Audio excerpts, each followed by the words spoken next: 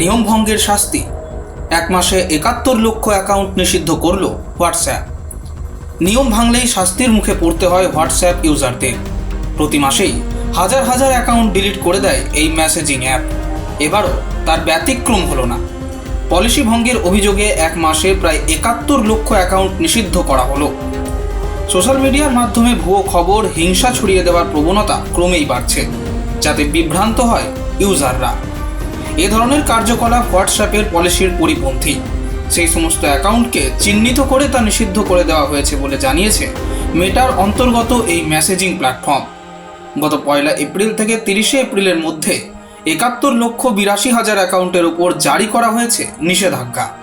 Bureau report, express news.